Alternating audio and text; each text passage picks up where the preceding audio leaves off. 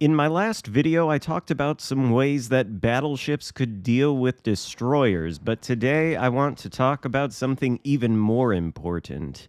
Destroyer v Destroyer Counterplay, and we've got the Tier 8 Kitakaze for the ship that we're driving in this battle. Now, of course, this ship is very good at dealing with other enemy destroyers, but it's got some limitations, and that's probably where we'll start off. Well, first, we should note that we spawned near the Alpha Cap, so we're going to sail over to the west and try to play that cap in the Kitakaze. But with a destroyer like this, and with any destroyer you're going to play, there are a couple things that you should probably be keeping in mind. Number one, you are the stealthiest class of ship in the game, which makes you good at spotting. So the idea is that you want to put your ship in a place on the map where you can spot the enemy team, and your larger capital ships like cruisers and battleships can shoot at those enemies you've spotted. You also want to be contesting and taking the objectives. These are the main roles of the DD. But the other part of that equation is countering enemy destroyers. It's very important when you get into fights with enemy destroyers that you're the one that comes out on top and you win. So when dealing with something like the Kitakaze, you have to keep in mind, while this ship has excellent guns that reload very quickly and pump out a large amount of DPM in a short amount of time, it's also a very big and bulky destroyer. It's not especially fast, and it is just fairly clumsy. So all of that adds up together to make it sort of the same way the Russian DDs, like the Khabarovsk out there are, or even the Elbing.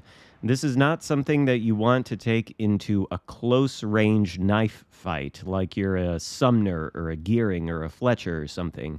Those things can get up right in the faces of enemy DDs because they have great maneuverability characteristics. They have small turning circles, they have fast rudder shift.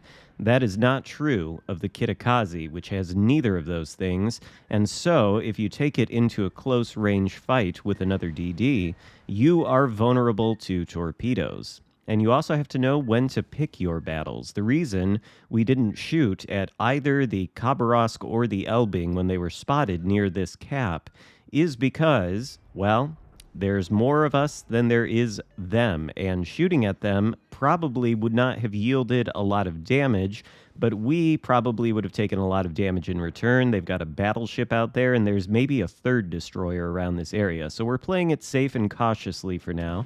We've torped where they were coming around the island, and we do manage to catch the Khabarovsk for our first kill of the game. Yet another reason why we didn't want to shoot at either of those destroyers. If our position had been revealed, then perhaps they would have been thinking about torpedoes as they came around the corner of that island just a little bit more, and we may never have tagged the Khabarovsk. But since we did, things have opened up on this flank. As far as we know, the Elbing is the only destroyer left over here. There's a battleship out there somewhere to the north, and two of my friendly teammate DDs between Alpha and Bravo are pursuing the other destroyer that was spotted in that area, although they have not caught him yet, and I'm suspecting he's probably not all that close. So we're going to push into the Elbing now, but we're going to be careful. We don't want to overextend. If that other destroyer is out over there somewhere, we want to be careful. The Marco Polo is only 12 kilometers away, so if we do get spotted, then he can potentially shoot at us as well. And there, what do you know? It's the Shimakaze. There was another destroyer around here. There's the Elbing. We're going to open up on him, but we're not going to sail into him and pursue him. We do have some destroyers fighting with the Shimakaze over there, but if we go forward, well, we're just going to be making ourselves a target for both the Elbing and Marco Polo. So we want to preserve our hit points. You'll notice that this is one of those matches which is just full of destroyers, and you'll notice as we're shooting at the Shimakaze, who I think is going to end up going down here, well, you'll notice that about 5 minutes have elapsed in this game. 2 blue destroyers have been sunk, 1 red, and we're working on the second red destroyer right now. That's how these games tend to go when there's a bunch of DDs in the match.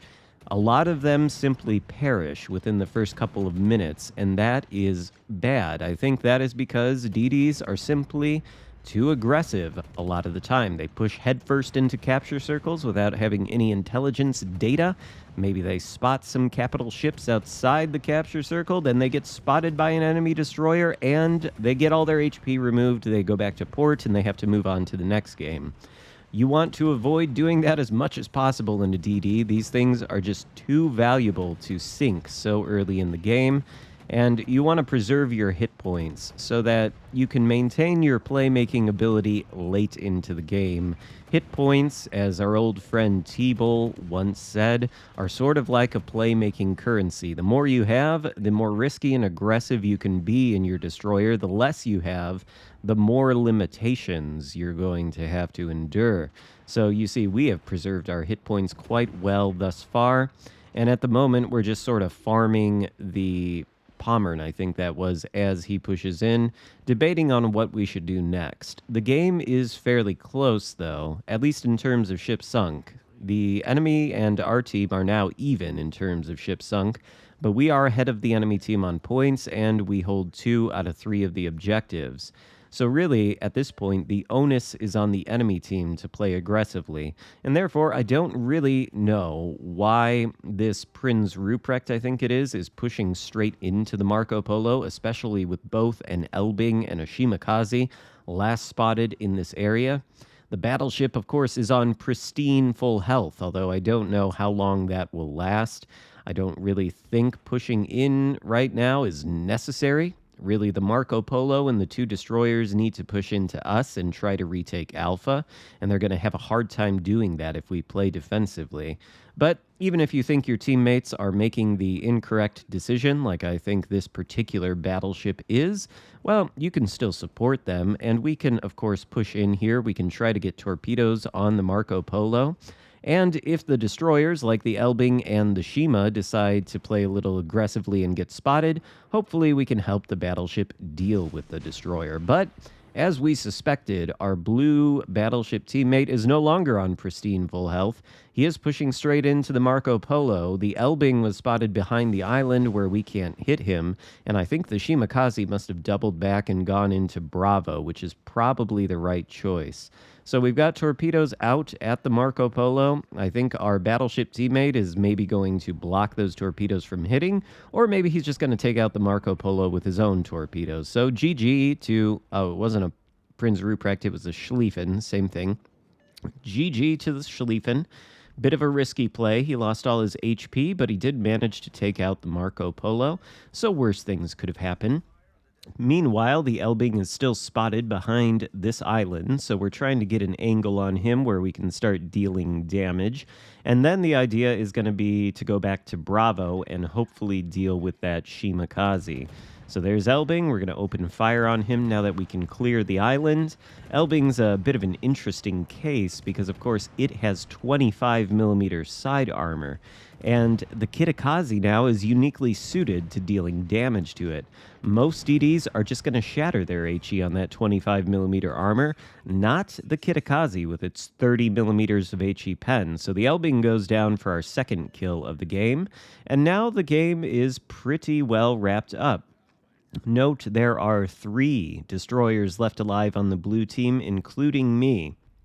And that is the reason that this game is going to be a victory. In matches like this, the DD players really decide the outcome. And the way you get a good outcome is by playing smart, by not pushing in aggressively, by having all the intelligence data, and by understanding your ship. At no point in this game did we push into knife range fights with the Khabarovsk or the Elbing, or even the Shimakaze that we're currently hunting, because we know that we're so clumsy and slow and have a wide turning circle, so we'd be vulnerable to torpedoes.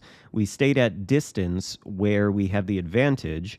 The Kitakaze and the Akizuki have very flat shell arcs for the caliber of guns that they have. They're very small guns, only 100mm, and you would think with guns that small you'd have floaty shells that are difficult to land at distance. Not so. The shell velocity on these particular destroyers is excellent, which makes them easy to aim at range. And at range, you have the advantage in this particular destroyer, sort of the same way as the Russians. So knife fights are not a good idea. They might be in some other destroyers, like the American ones, and those have a little bit of a different play style. But still, the general tips apply. Play conservatively, especially in the beginning. Gather enemy intelligence data as we did in the first cap. We waited until both the Khabarovsk and the Elbing were spotted. We placed some decent torpedoes in the water, managed to take one out, and that directly led to our taking the cap and winning that flank. And now the only ship left alive is Yamato, who finds himself in the unenviable position of being inside of a capture circle near a couple destroyers. We actually get some good blind fire torpedoes on him to deal a little bit more damage, bringing our total closer to 100k. He takes some torps from our teammates, and that's pretty much it. The game is sealed, and we end it with a glorious victory. And you might be thinking to yourself, well, that wasn't a lot of damage. You didn't even break 100k, so not that impressive of a result. And you might think that, but look at the XP. 3,100. Reason for that? Well, because this game awards you based on the percentage of a ship's HP you take. We took 100% of Kaba's HP, we took quite a bit of Elbing's HP, and we solo capped a cap. Those are the most valuable things you can be doing in a destroyer. Well, actually, I think we assist capped the cap, but whatever. Taking out destroyers is an efficient way to deal damage and get a good score, and also taking capture circles. That is the keys to destroyer gameplay. Hope you enjoyed the video. If so, give it a thumbs up, consider subscribing if you haven't already, and I'll see you next time. Goodbye.